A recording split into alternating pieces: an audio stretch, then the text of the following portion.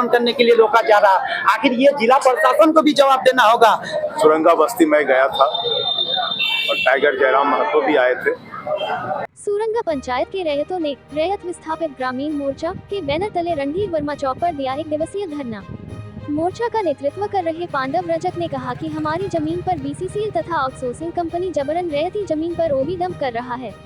विरोध करने पर झूठे केस में फंसाया जा रहा है, इसलिए हम सभी ग्रामीण रणधीर वर्मा चौक पर 1 दिवसीय धरना प्रदर्शन कर रहे हैं।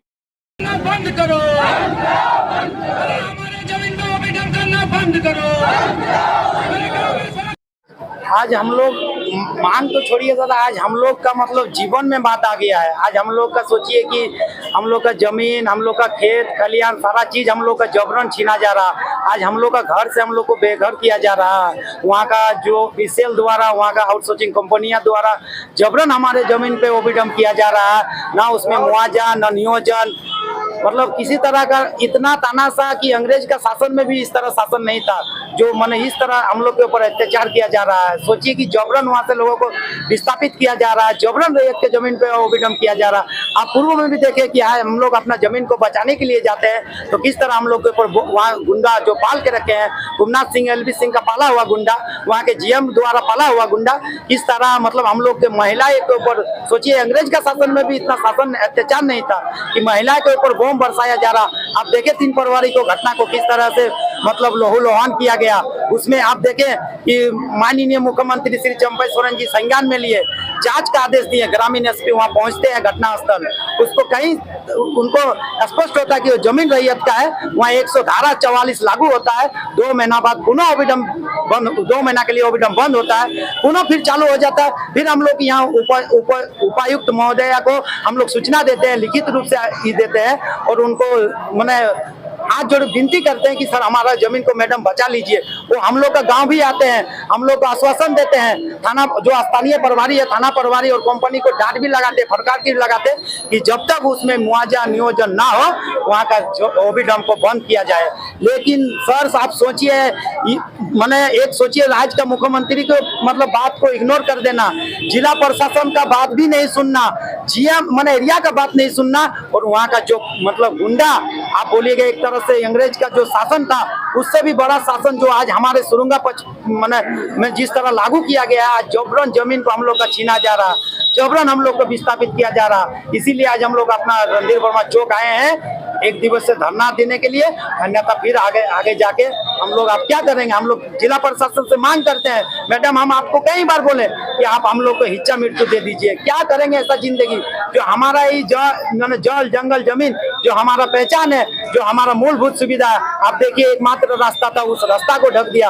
आज हम लोग का 22 एकड़ का तालाब, उस तालाब को ढक दिया। वहाँ एक मंदिर था, काली मंदिर, शिव मंदिर, उस मंदिर को ढका गया।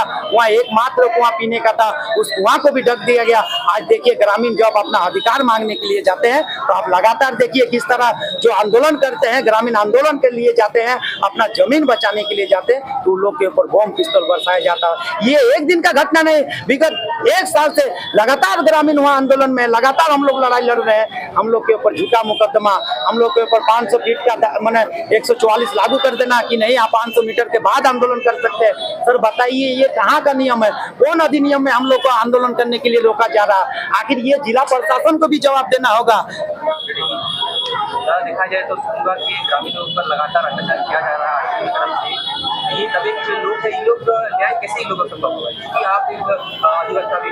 देखिए सुरंगा बस्ती में गया था और टाइगर जयराम महतो भी आए थे।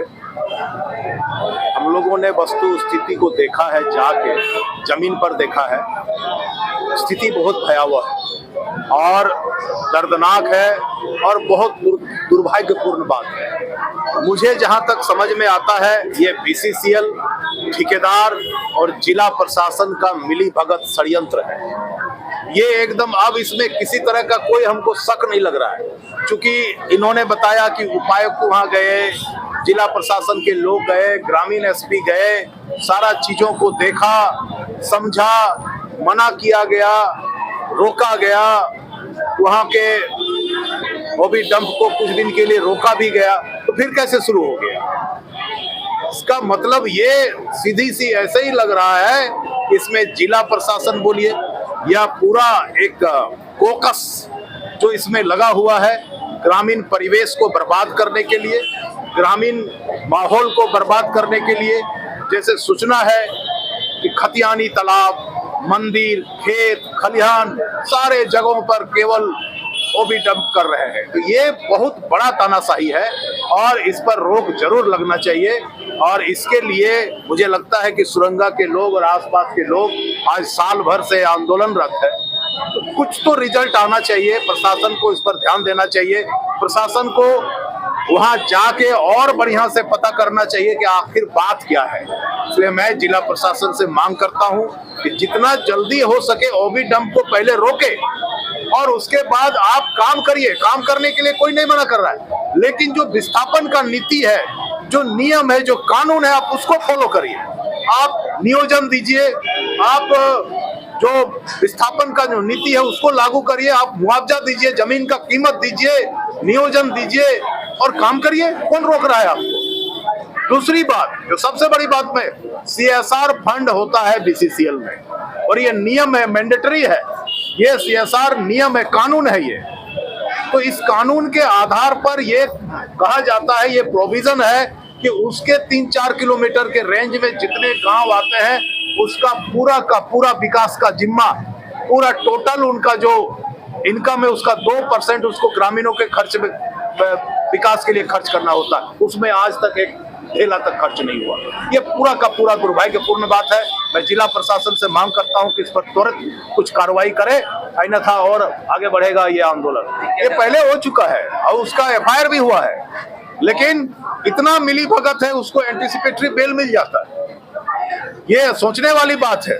ग्रामीणों पर बम चलता है, गोली चलता है और डायरी इतना कमजोर बनता है, FIR इतना कमजोर बनता है, सबूत इतना कमजोर पेश किया जाता है कि उनको कोर्ट से एंटीसिपेटरी बेल मिल जाता है। ये षड्यंत्र नहीं तो और क्या है।